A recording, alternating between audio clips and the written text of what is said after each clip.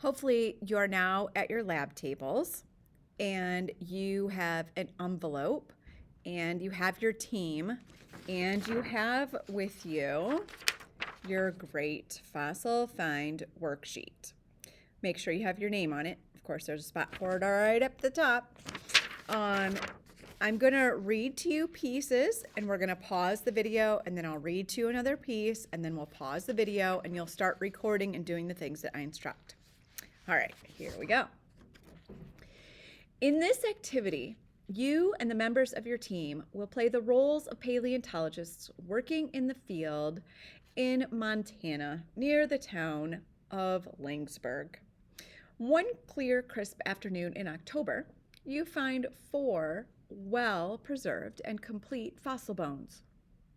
Now, you need to withdraw 4 fossil bones from your envelope.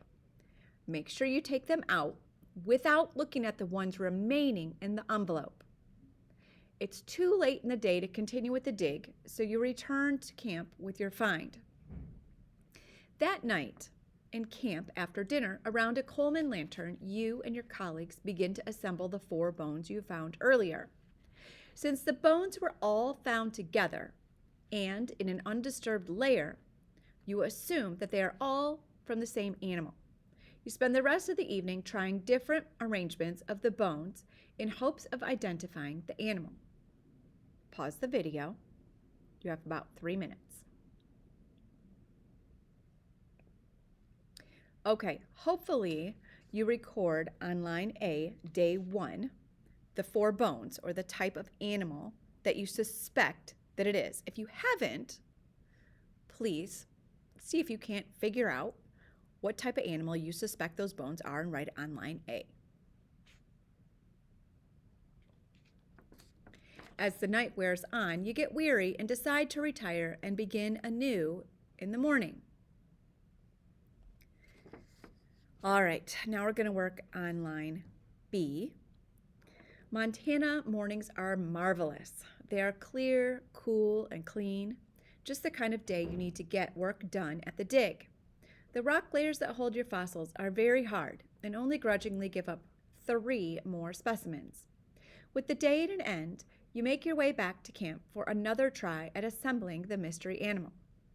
Now you get to withdraw 3 more bones from the envelope and use the next 3 minutes to figure out how they fit into your fossil reconstruction. Then record on B, line B, what you think your animal is.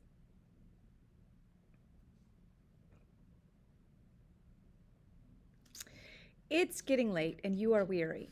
Maybe tomorrow you will find the answers to the puzzle.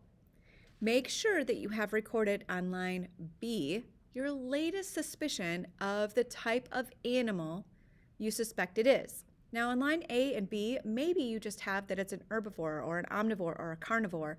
Maybe you have that it's a mammal or an amphibian. Maybe you know that it will eat meat or that it's a land animal or that it's a sea animal or that maybe it flies. Those are okay. You might not have much of an idea at this point. All right, we're going to work on line C. The next day is cold. It's the last day of the digging season. Winter lurks behind the mountains and you must leave. Just as the day is about to end in disappointment and defeat, one member of the group cries out, "I've got them! I've got them!"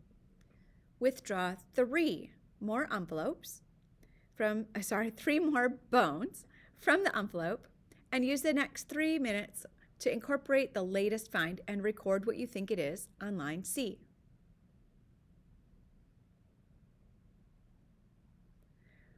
All right, hopefully you've recorded line C and you have 10 bones. Now you've come back to the lab at Lynchburg. You go searching in the resource library and you find some partial skeleton drawings from another group working at a different location but dealing with the same geological period. They have found a skeleton similar to yours, but with some additional bones that you don't have. You use this information to add to your data.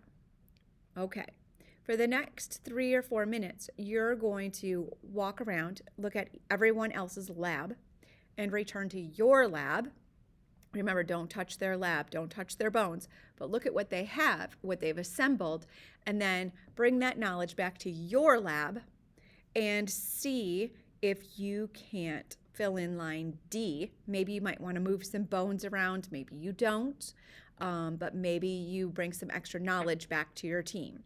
So you have about 3 minutes to walk around and come back and fill in D.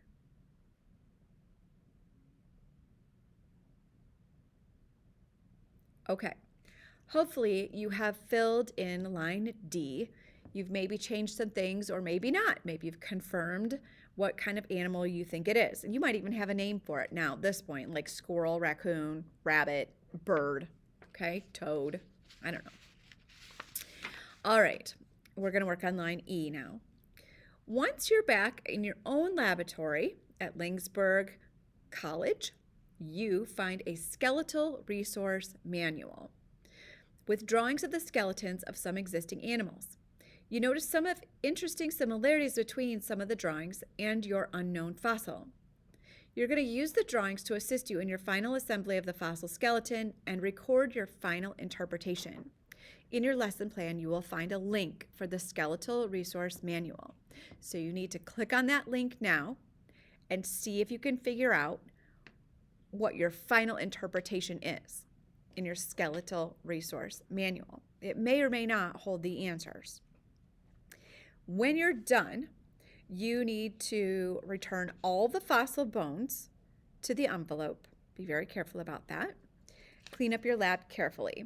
And then go back to our lesson plans and follow the last step to answer some of the questions on the Google form and analyze what you have put together. Before you disassemble your skeleton, you might want to take a picture of it. Okay, good luck identifying your fossil, and I hope you enjoyed our field trip today. Don't forget to submit your findings.